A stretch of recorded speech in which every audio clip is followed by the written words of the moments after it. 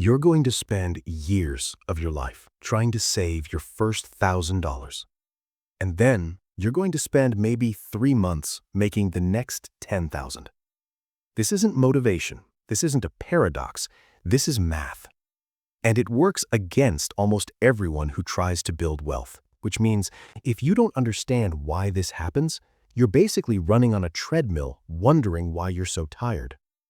The uncomfortable truth is that money follows a pattern that nobody talks about. Not because it's complicated, but because once you see it, you can't unsee it.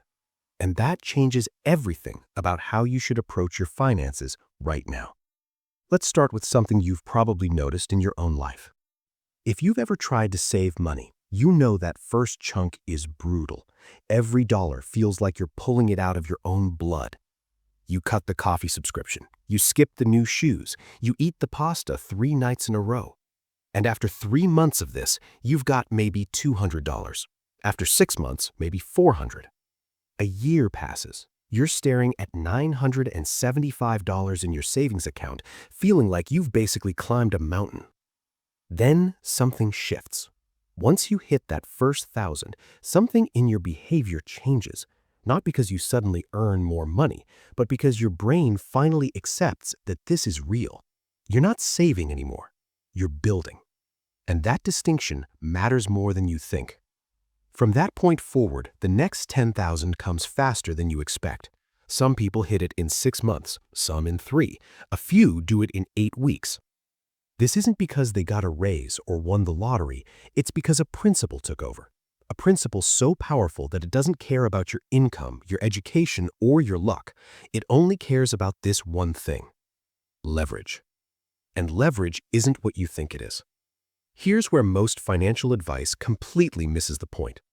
When you're saving your first $1,000, you're doing something that sounds simple but is actually the hardest work you'll ever do in finance. You're fighting inertia with pure willpower.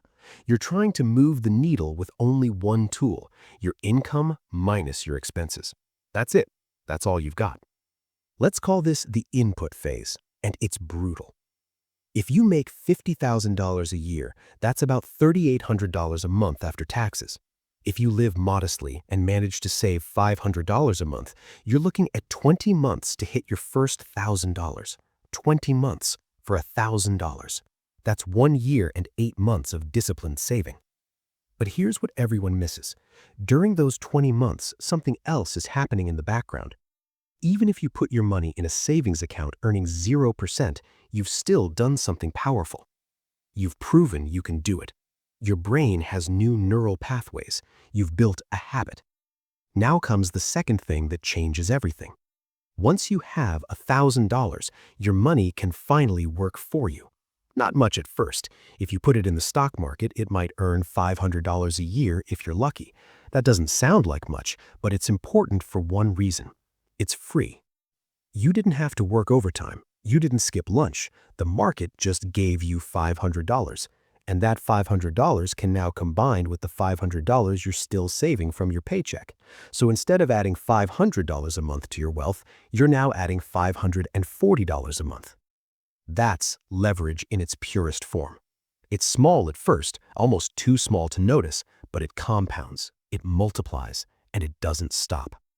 By month 6, after hitting your first 1,000, you've now saved 3,000 more from your work, but your original 1,000 has earned $250 on its own. You're not just at 4,000, you're at 4,250. The machine has started. Month 9. You've saved another $1,500 from your income, but now your $4,250 has earned enough to generate another $300. You're at close to 6,000. By month 12, the math becomes almost absurd. You've saved 6,000 from your work, but your original 1,000 plus all the money that's been sitting in the account has now generated $1,000 on its own. You're past $11,000. That entire jump from 10,000 to 11,000, 1,000 of that came from the market, from leverage, from your money working while you slept. That's a whole month's worth of work that you didn't have to do. This is where the psychology breaks. Most people approach wealth like they're climbing a mountain with a rope. They expect a smooth incline, linear, predictable. $10,000, $20,000, $30,000. Same effort each step. But that's not what happens. What actually happens is this. The mountain is a ski slope. The first part is insanely steep, you're practically crawling, but then the slope changes, the angle flattens, and suddenly you're accelerating. Let me show you with numbers that are uncomfortably real. You're 30 years old, you want to have $1 million by the time you're 60. That's 30 years. 30 years sounds like a lot until you do the math. If you invested nothing and just worked, you'd need to save $33,000 a year, every single year for 3 decades. That's about $2,700 a month. That's a discipline that breaks almost everyone. But here's what happens if you start with your first $1,000 today. Let's say you save $1,500 a month. That's already a tough number. Most people can't do it. For the first year, you're going to accumulate $18,000. You work hard, you deserve the credit. By year 5, compound interest has grown your wealth. You've saved $90,000 from your work, but the magic part is you've also earned approximately $11,000 just from the money sitting in the market. You're closer to $110,000, not $80,000. The machine is running. By year 10, you've saved $180,000 from your paycheck, but your money has earned you another $30,000 without you lifting a finger. You're at $210,000. By year 15, things get strange. You've saved $270,000 from your work, but now your money has earned you $80,000 on its own. You're at $350,000. Year 20, you saved $360,000 from your work. Your money has earned you $230,000 on its own. You're at $590,000. By year 30, you've saved $540,000 from your work, but your money has earned you $850,000. That's more than you earned with your hands. The machine is bigger than the worker now. You cross $1 million, and here's the thing that changes everything. From year 25 to year 30, you didn't need to save any more money. You could have stopped, just let it sit, and you would have still crossed $1 million. Because compound interest doesn't care about effort, it only cares about time. This is why the first $1,000 is the hardest part. It's when you're climbing the rope. It's before the slope flattens. It's pure willpower against inertia. The next $10,000, that's when you finally get leverage. That's when the machine wakes up, and that's when the struggle starts to feel less like struggle and more like inevitability. But there's a problem with understanding this. Once you see the math, you want to skip the hard part. You want to find a shortcut. You want to leverage without the work. And that's when the financial industry enters the chat. This is where people get destroyed because now they know leverage exists. Now they believe in the power of compounding. And now they're vulnerable to every shortcut that promises to speed it up.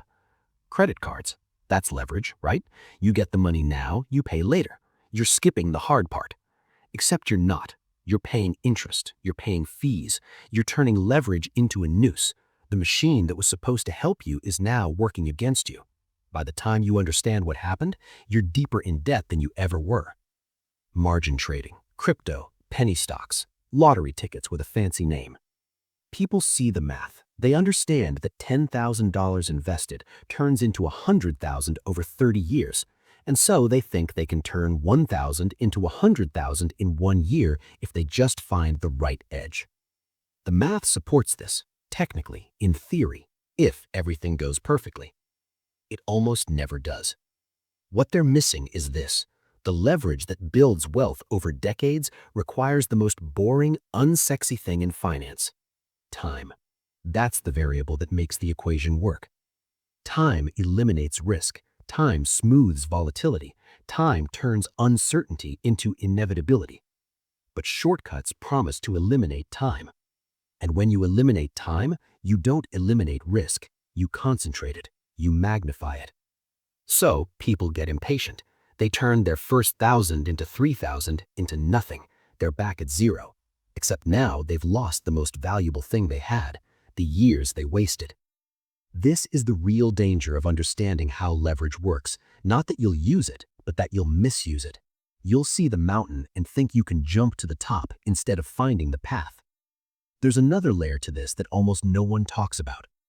The first $1,000 isn't just harder because of the math, it's harder because it requires something that modern life is designed to destroy: delayed gratification.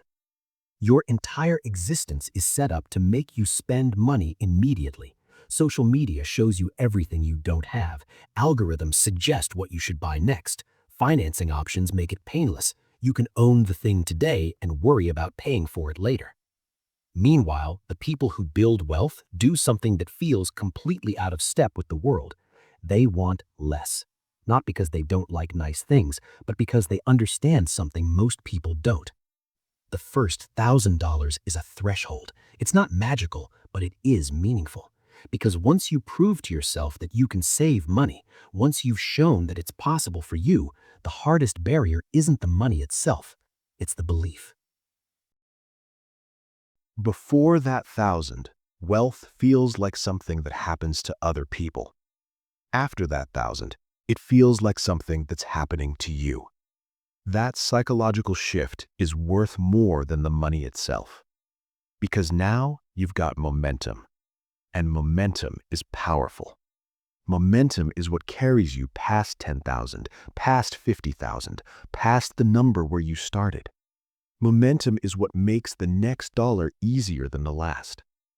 But here's what keeps most people from ever reaching that threshold. They're waiting for the perfect time, the perfect job, the perfect income, the perfect market conditions. They're waiting for their circumstances to change so they can start. Meanwhile, the people with $1,000 started when their circumstances were worse. They didn't wait for perfect. They worked with what they had. And that small decision, that small willingness to start before you're ready, is the dividing line between people who build wealth and people who talk about building wealth. So here's what I want to leave you with. You now understand that the first $1,000 is the hardest part. You understand the math. You understand the leverage. You understand that time is the variable that makes everything work.